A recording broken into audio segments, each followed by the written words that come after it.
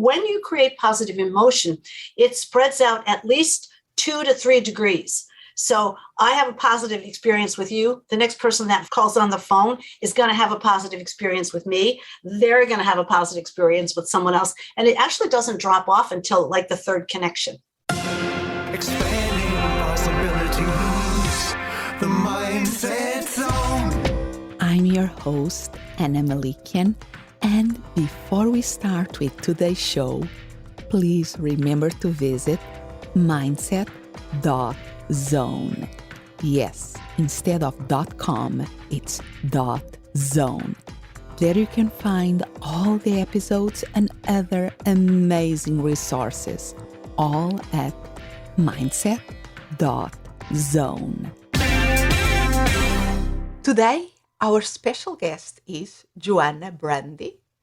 For more than 30 years, JoAnna has had the opportunity to look under the hood of hundreds of companies who aspire to higher levels of customer and employee loyalty. She became an authentic happiness coach almost 20 years ago when she studied with Dr. Martin Seligman, the father of positive psychology. JoAnna is also an accomplished keynote speaker and is a pleasure to have her here. So welcome to the Mindset Zone, JoAnna. Such a pleasure, Anna. And I enjoy speaking with you about all topics related with happiness, positive psychology.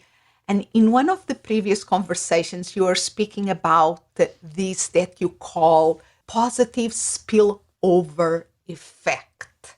Tell us a little bit more about that. Yeah, it's such an exciting concept. And I see it in the companies that are doing everything they can to build a stimulating, enriching, positive culture. You know, the kind of culture that the employees love being part of and the customers love being part of. So this kind of culture is one that's built on strengths, goodness, values, sometimes fun. And these cultures seek to elevate people, to invite them to be the best that they can be. That it's, and you know exactly what I'm talking about. It's the kind of energy that builds up when you get a whole lot of positive people together who are looking towards the future, who are looking towards creating things together. Now, what happens with that energy when it's really an energetic principle? What happens with that energy from that kind of culture is it spills up and outside the culture. So when a customer deals with this kind of a company, the customer leaves feeling great. And they go on, and the next 2 or 3 interactions they have are pretty good. And that positive energy spreads out. When an employee goes home from this kind of a culture, they're not drained of their energy like they are in cultures that are a little bit more toxic. I call it an energy gain. It's an energy gaining culture because as people build on each other's ideas, as people feel good being with one another, they're having fun being with one another, there's a sense of pride.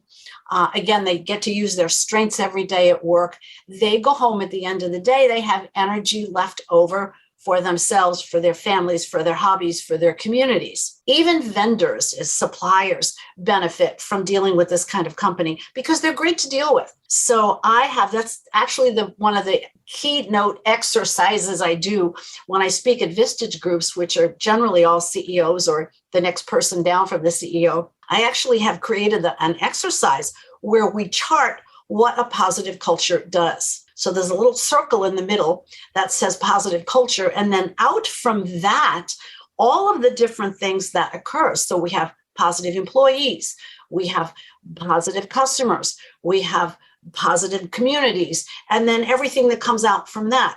And the best part of the exercise, I give them a good period of time to do this. And I've created a little future map for them to draw on. The best part of the exercise is the end, because I tell them to look over every single thing they've written there and put a $ everywhere where they've either made money or saved money by having a positive culture. And it's so fun to watch their faces. I was up in Buffalo last week. That's where I got this little sore throat. I was up in Buffalo last week doing 2 Vistage groups, and I was sitting directly across from this one very tall CEO. And I walked right up to him and I said, okay, what's the result? And he looks up at me and goes, oh my God, Every single thing that comes out of this culture makes us money one way or the other. He got so excited, his entire face lit up. So that's the long explanation, but that's the positive spillover effect at work. So it's like, and in the exercise that you do is at the core is that culture, is the center of that kind of almost a mind map, and then all the things that spill over from there. Yeah. So it's a great visual representation of if you build the right culture in the company, this is going to spill over in a positive, this positive spillover effect in all the other dimensions in a positive way. Love it. Absolutely. And there is some research. Some of the research was done at Harvard and other places as well, is that when you create positive emotion, and you may know the answer to this, when you create positive emotion, it spreads out at least 2 to 3 degrees. So I have a positive experience with you. The next person that calls on the phone is going to have a positive experience with me. They're going to have a positive experience with someone else. And it actually doesn't drop off until like the third connection. Love it. Love it. And when you start to explain this concept, I immediately thought about the reputation that Southwest Airlines built of being a fun place, a fun company, the quirky kind of announcements, but was a lot about, okay, we can relax here, and about that culture of positivity. Exactly that kind of culture. I have to say, though, that the flying during COVID experience changed things. Has changed that. Yeah, that changed that a little bit, because I've flown on Southwest twice, and it's a little different. It's not as light, and I flew them when people had to wear masks. So you could see that they were a little bit more guarded, almost getting ready for confrontation, as opposed to the lighthearted. And it really broke my heart to see that. I'm hoping now that the mask mandate is gone and they don't have to, impose that on people, that people will be kinder back to them. Yeah. But this is because this is the reality. The COVID was a big, big splash of reality in a concentrate way. But the reality is that in our lives, in the company's cycles, there is rough times.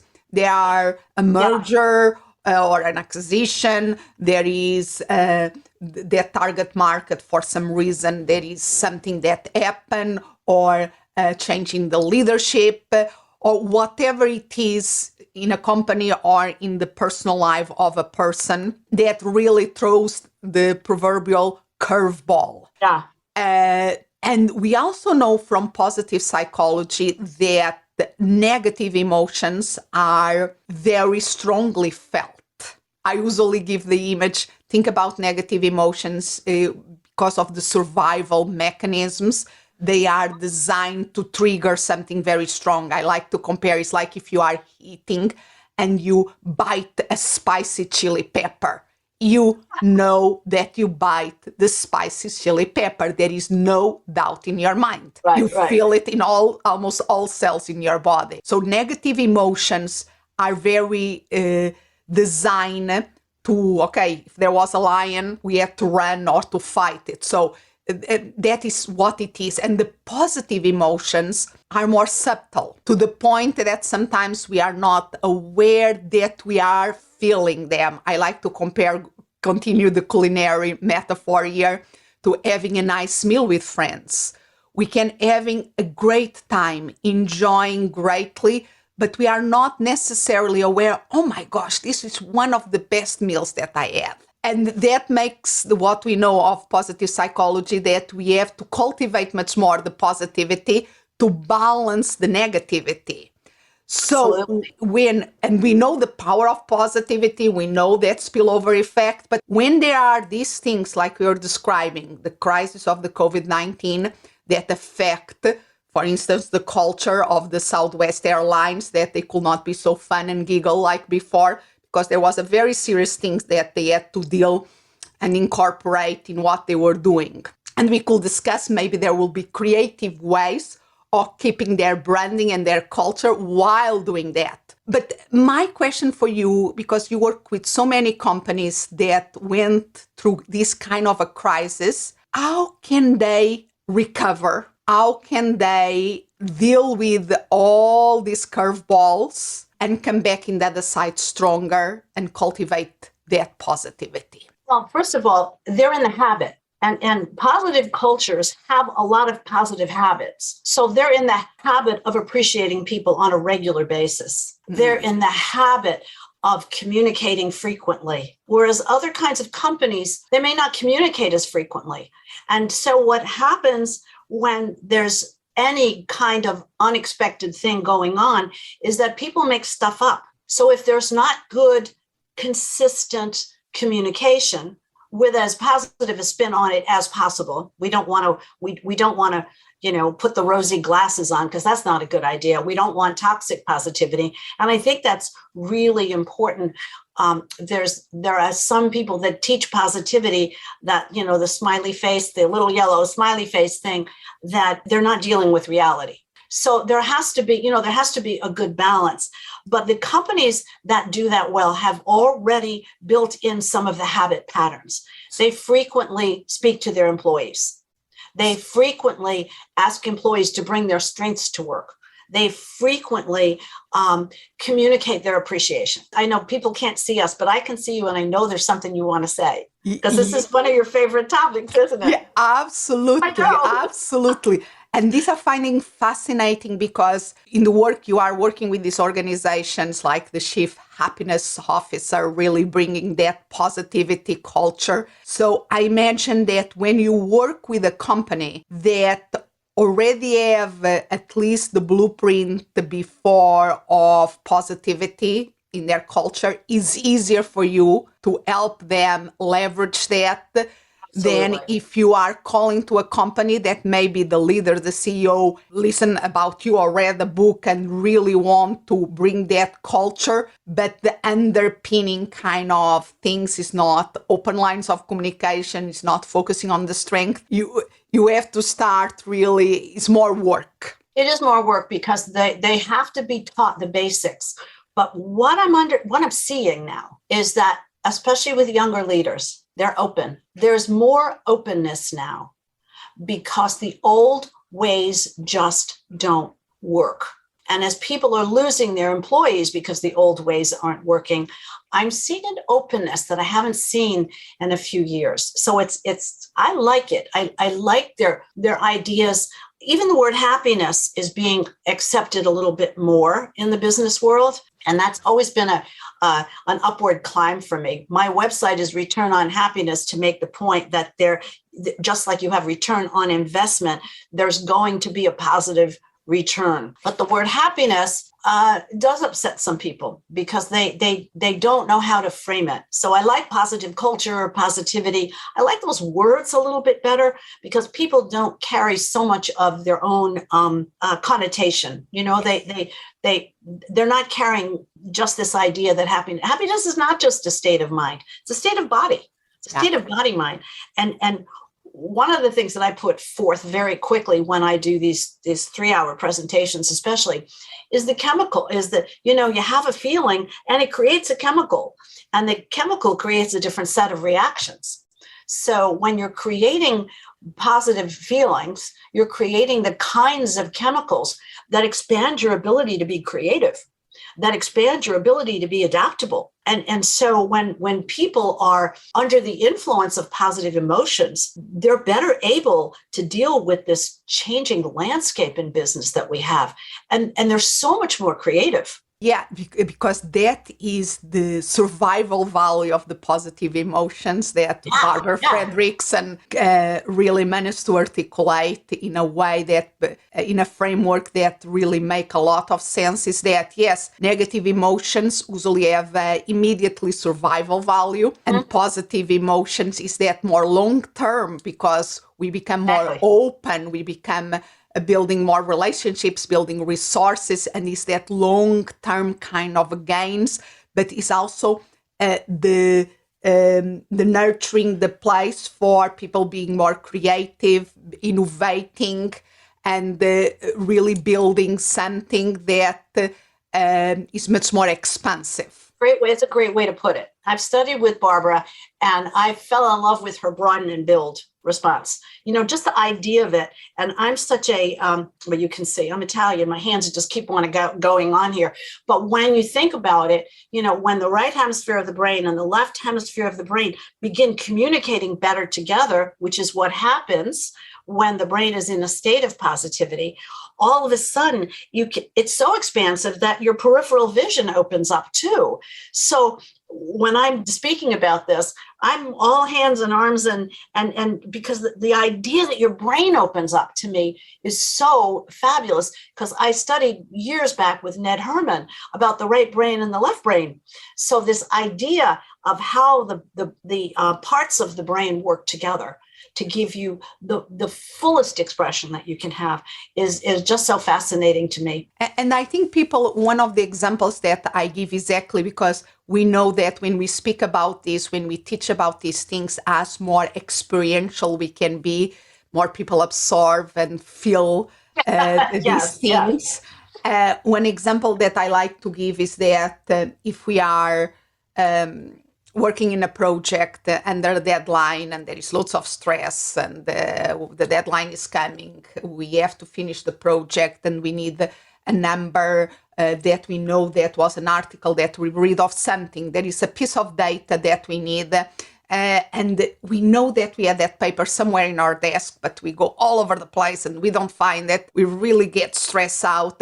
And then suddenly we receive a phone call of a friend. We pick the phone, we relax a little, we even laughed one of our jokes.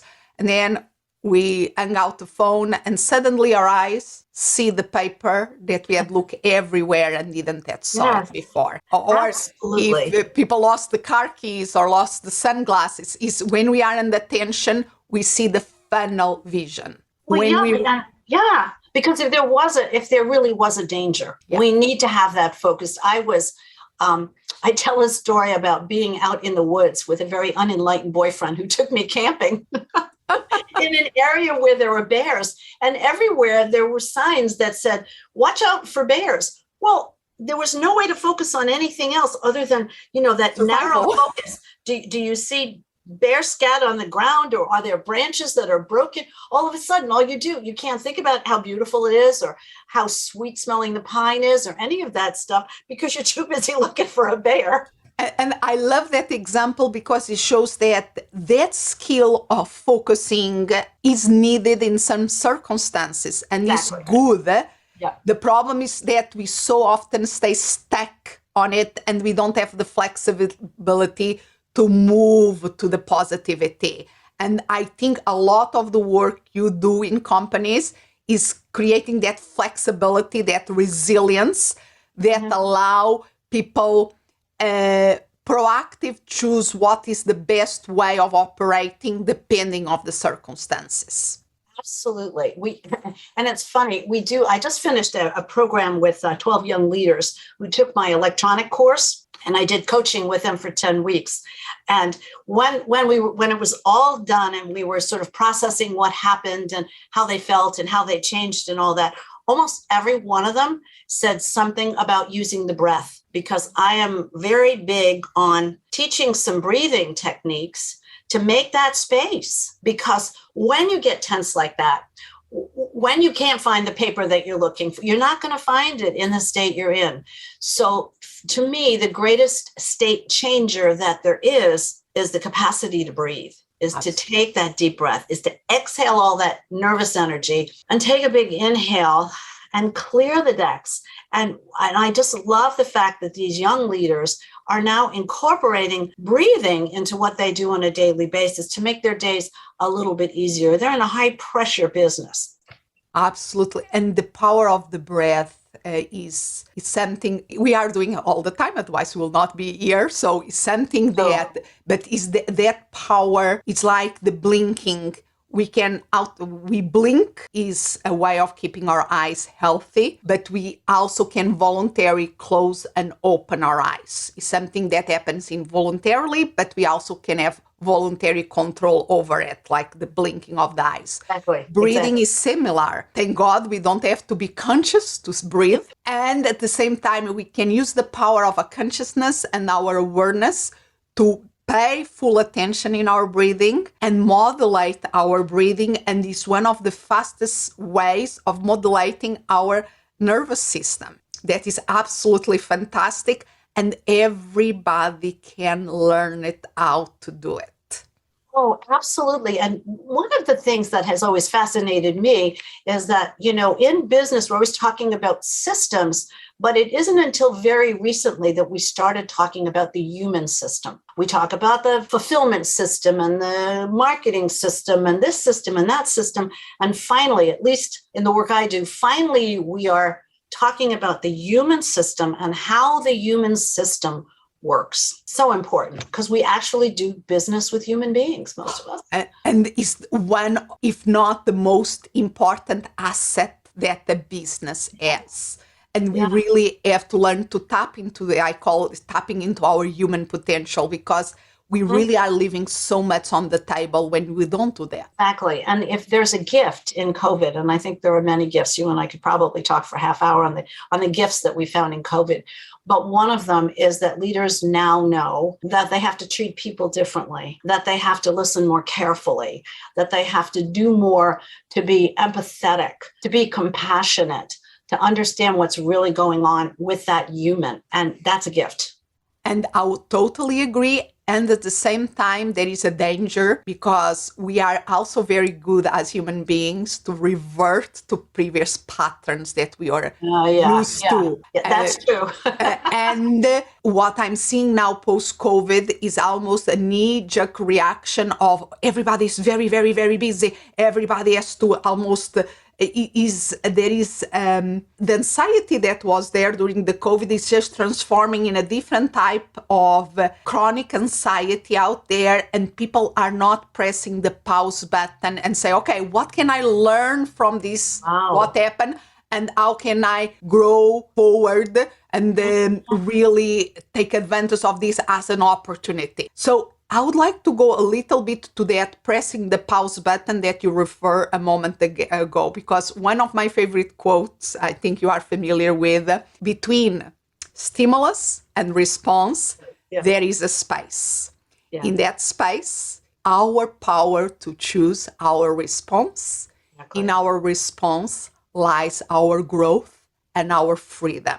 It's one of my favorite quotes, because I think the secret for us to tap into the positivity, to cultivate positivity, to learn to be more resilient, is to learn how to press the pause button that allow us to create that space, that allow us to be proactive. Exactly. And I think that's the difference between reaction and response. And when we have response, we have the ability to choose.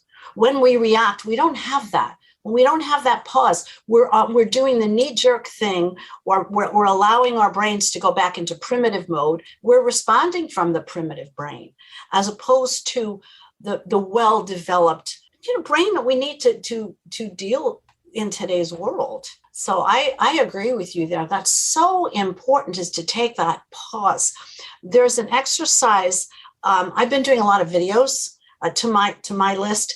And I just this last week released one called the Power Pause. And that has been used so successfully by my clients to take that pause, to pull back from the situation and give themselves maybe even 2 minutes if they need it, to say, okay, how am I feeling? How do I want to feel? That's the difference. How do I feel? How do I want to feel? How can I get there? Because that moment makes such a difference, especially if you're trying to manage a lot of stress. And people have that illusion that, I cannot stop to take that breath. I cannot stop that 2 minutes, because they feel that they are juggling. And if they stop, everything is going to crumble down.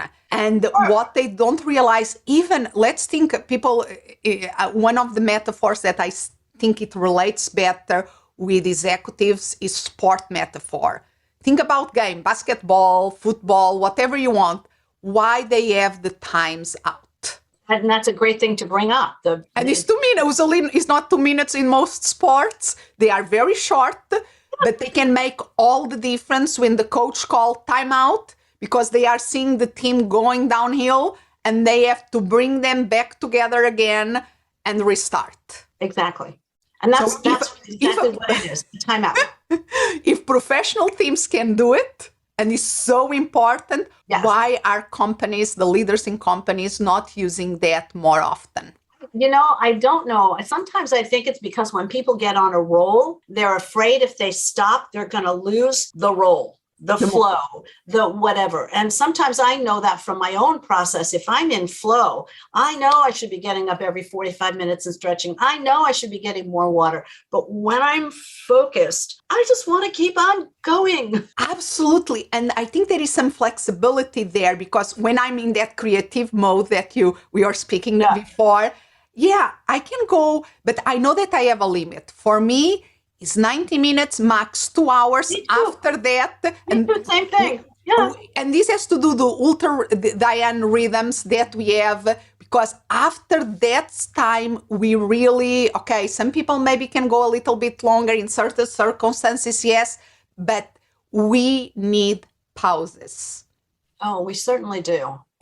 When I'm doing repetitive tasks, I need that pauses more frequently. It's the Pomodoro, the 25 minutes I love for the more repetitive kind of checklist kind of things. If it's creativity, I need, because I need like the 20, and we know this from psychological studies, we almost need 15 to 20 minutes just to get into the flow. So it doesn't make sense to stop it. But knowing that there is a point that our flow needs a break too. I use music when I do that now. I've started using music, and so I can set it for 90 minutes. Yes. And then when the music goes off, I'm like, oh, where did that go? It's the signal. And that is the small tricks. Or they say, how can we, things that we already do, and even use things like ME-Sync that help us to sync our brain waves, and other techniques and apps in the phone or in the computer that we can install. But what is the small or the structure of the day in a company? What are the little things that we can do in order to set us up for cultivating positivity, to high performance? Because we can produce more meaningful things. We can be less stressed and out of the constant overwhelm. And that naturally will have consequences in the culture and in the team relationships. Exactly.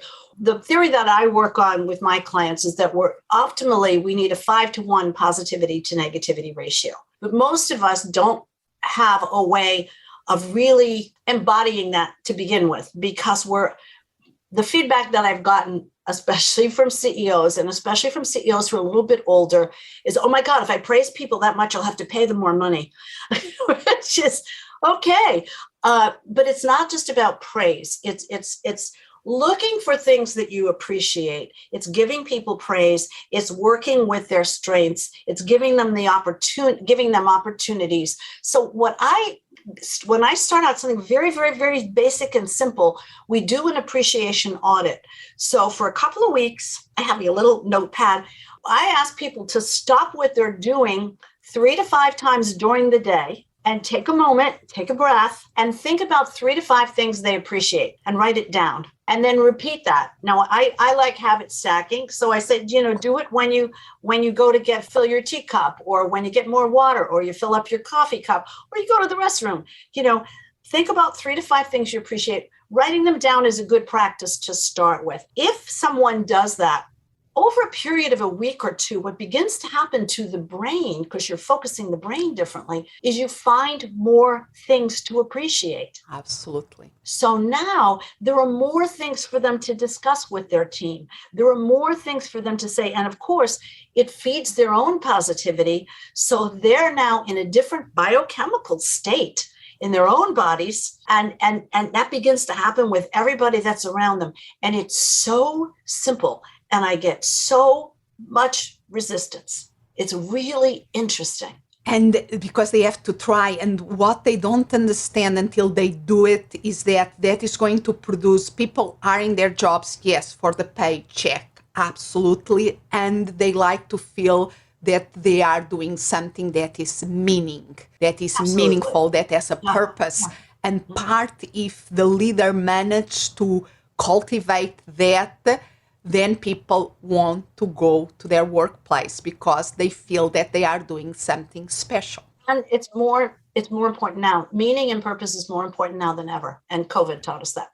Absolutely. And that another takes one of the gifts. Yes. And takes me back just to one of my favorite authors, Viktor Frankl, and thinkers. In The Man Searching for Meaning, his classical book is all about that search for meaning, that search for purpose. So where people can learn more about you? Well, my main website is returnonhappiness.com. I have a separate website for my electronic program, and that's positiveenergizer.com, because that's what you become when you learn how to do these things. You become an energizer. Yeah. So that people are going home at the end of the night with more of that positive energy. So returnonhappiness.com, positiveenergizer.com. And I do have a special report at returnonhappiness.com/happy place. Happy place. So you will send me all that links. I'll send you all the links. And I will make sure that I put them all in the show notes that will be associated with this episode. That would be great. That would be great, because I think we're at the time right now where people are ready to hear, and we have the same message, you know that, and I think people are ready to hear it. And I think people are ready to accept that the workplace can be better than it's ever been before. It can be a very enriching environment. It can be a fun environment, and it's a place where we can be challenged and grow and be supported and maybe feel loved. Agree totally. Yeah. A pleasure to have you here. Thank you so much for your time today. Thank you for the invitation. I really appreciate it. And I feel honored. So thank you. Expanding possibilities.